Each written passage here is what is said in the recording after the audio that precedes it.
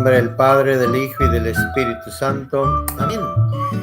Tomado del Evangelio de San Mateo, capítulo 16, versículos del 13 al 23.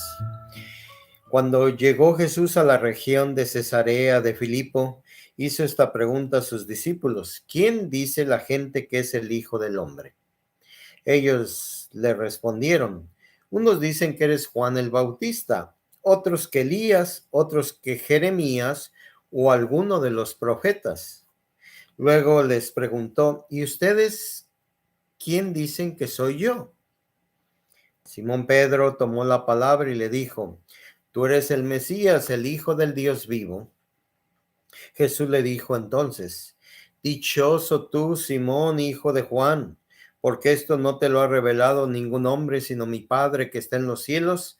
Y yo te digo a ti que tú eres Pedro, y sobre esta piedra edificaré mi iglesia. Los poderes del infierno no prevalecerán sobre ella. Yo te daré las llaves del reino de los cielos. Todo lo que ates en la tierra quedará atado en el cielo, y todo lo que desates en la tierra quedará desatado en el cielo. Y les ordenó a sus discípulos que no dijeran a nadie que él era el Mesías. A partir de entonces comenzó a anunciar a sus discípulos que tenía que ir a Jerusalén para padecer ahí mucho de parte de los ancianos, de los sumos sacerdotes y de los escribas, que tenía que ser condenado a muerte y resucitar al tercer día. Pedro se lo llevó aparte y trató de disuadirlo, diciéndole: no lo permita Dios, Señor. Eso no te puede suceder a ti. Pero Jesús se volvió a Pedro y le dijo: apártate de mí, Satanás, y no intentes hacerme tropezar en mi camino, porque tu modo de pensar no es el de Dios, sino de los hombres. Palabra del Señor. Bueno, pues qué intenso evangelio, ¿verdad? Donde Jesús hace una promesa, sus palabras. Recuerden que las palabras de la Biblia son palabras de vida eterna, no cambian de forma de pensar, sobre todo en la segunda parte de la Sagrada Escritura, el Evangelio, ¿verdad? Como las promesas de el Mesías, y de que a través de él se revelaría todo el amor de Dios, y cómo nosotros seguimos entendiendo y se nos sigue revelando la misericordia, la compasión, la justicia, el amor de Dios.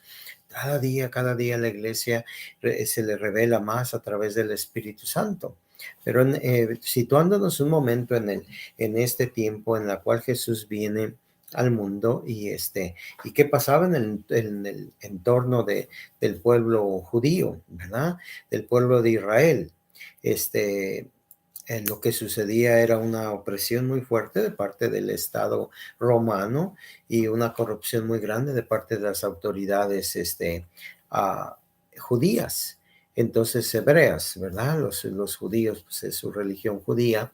La mayoría de ellos, casi todos eran judíos, pero eran los hebreos. Entonces, había una gran opresión. Y las escrituras decían que iba a venir un hijo de la descendencia del rey David, que venía a liberarlos, el Emmanuel con ellos, ¿verdad? Isaías y los grandes profetas hablan de esa venida. Es una riqueza de citas bíblicas donde nosotros vemos que el pueblo de Israel esperaba la venida del Mesías. Entonces, pero una de las situaciones que ellos apremiaban y tenían viva la palabra de Dios, de que vendría ese Mesías, ese libertador, ese ungido, ese poderoso de Dios, era por el agobio que ellos sentían en todos los aspectos. La marginación, la opresión, la violencia, todo esto que ellos sentían, eso hacía una necesidad más grande de que viniera el Mesías. Entonces, cuando Jesús les revela en este evangelio que verdaderamente si Él es el Mesías, si Él es el Hijo de Dios, entonces todas las esperanzas mesiánicas que el pueblo tenía en su corazón, en su mente, son manifestadas por medio de los apóstoles, ¿verdad? Y de las personas que querían que Jesús se convirtiera en un rey todopoderoso, con armas, congregara a todo el pueblo y combatieran y destruyera a los opresores y llegara a restaurarse el reino de Dios, como de acuerdo a lo que les prometía Dios el Salvador, ¿verdad? Entonces, pues resulta que Jesús les hace una pregunta sencilla aparentemente, y de ahí va a desarrollarse toda una revelación y toda un verdadero cisma acerca de la autoridad de Pedro el Papa y de la Iglesia Católica y de tantas cosas que vivimos los cristianos, ¿verdad? Especialmente después de la rebelión de Martín Lutero en el siglo XVI, y crea ese cisma en la Iglesia Católica que nace lo que llamamos el protestantismo. Entonces, Jesús dice, ¿quién dice la gente que soy yo? Y todos empiezan con decir un profeta, otro profeta, Juan el Bautista, Jeremías, Elías, otro de los profetas, pero al final hay aquí algo claro. Entonces Jesús sí es un profeta. Jesús es una persona esperada, una persona que habla de Dios, ¿verdad? En el nombre de Dios. Eso no queda ninguna duda ya en ellos. Y entonces, cuando eso no queda ninguna duda en ellos, Jesús va más a lo personal, dice, y para ustedes, ¿quién soy yo? ¿Verdad? Y entonces Pedro toma la palabra y dice, tú eres el Mesías, el Hijo del Dios vivo. Pues esta revelación, Jesús mismo lo dice. Dichoso tú, Simón Pedro, hijo de Juan, ¿verdad? Una referencia, ¿quién es este hombre, verdad? ¿De dónde viene? Esto que tú me acabas de decir no te lo reveló hombre alguno, sino mi Padre que está en los cielos. Y Jesús sabe interpretarlo perfectamente, sabe que Dios en ese momento está concediendo que Pedro sea quien dice, dichoso tú, Simón, hijo de Juan, porque esto no te lo ha revelado ningún hombre, sino mi Padre que está en los cielos. Y entonces yo te digo a ti que tú eres Pedro y sobre esta piedra edificaré mi iglesia, ¿verdad? Bueno, el punto principal creo, de esta reflexión es ¿quién es Jesús para ti?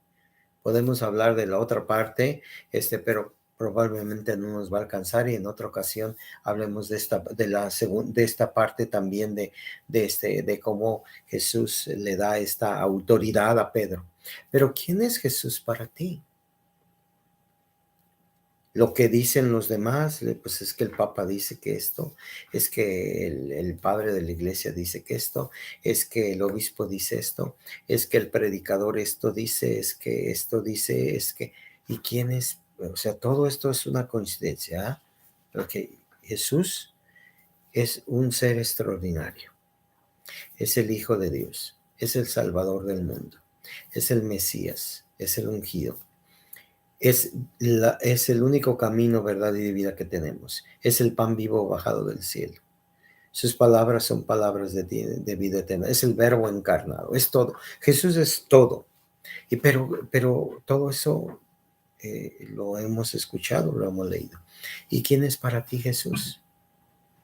Tú tienes que contestar desde una perspectiva de experiencia. Si no, te vas a quedar solamente en la repetición. ¿Quién es Jesús para ti? Verdaderamente Jesús es tu consuelo, es tu fortaleza, es tu hermano, es tu luz, es tu vida, es misericordia para ti, es compasión, es respeto, es armonía, es paz, es justicia. Jesús, ¿quién es Jesús para ti? ¿Quién es Jesús para ti? Siempre tienes que y buscar ese encuentro con Jesús, un encuentro personal con Él. Si a tu esposa le sucede, a tu esposo le sucede, ¿y por qué a ti no te sucede un encuentro personal con Jesús en la cual tú puedas glorificarlo como lo está glorificando Pedro? Porque recibe esta unción de lo alto. Tú eres el Mesías, el Hijo del Dios vivo. Y Jesús dice, Jesús no está diciendo una mentira. Y Jesús no está tratando de justificar lo que está diciendo Pedro.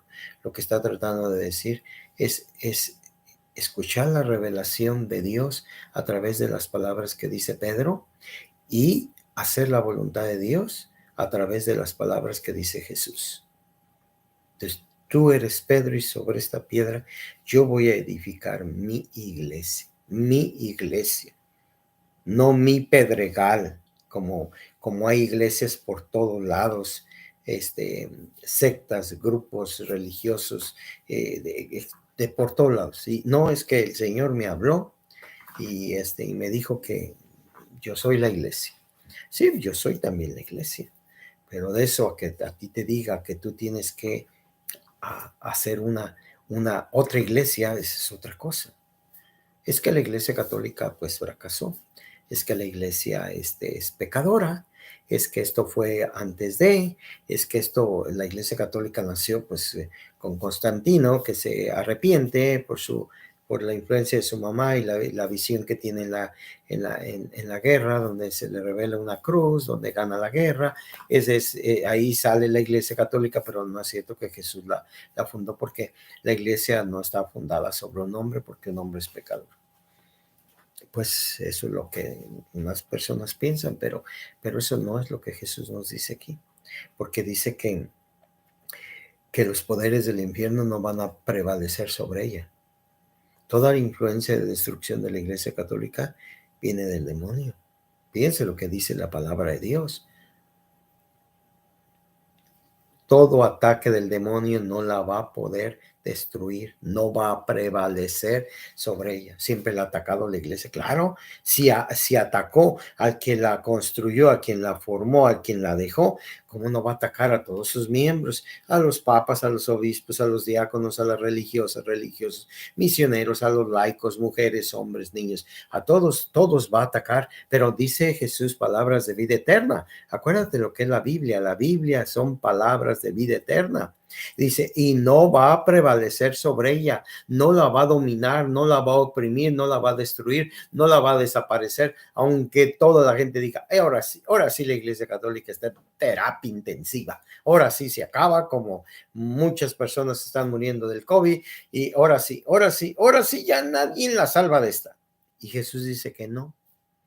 ¿A quién le creeremos? ¿Al pastor, al católico ahí, mediocre, que tiene una vida, de conveniencia en su fe? ¿A quién le creeremos? ¿A Jesús? ¿O aquellas? ¿Tú tienes palabras de vida eterna? Sí, si eres capaz de unirte a la palabra de Dios. Que el Señor les bendiga, el Padre, el Hijo y el Espíritu Santo. Amén.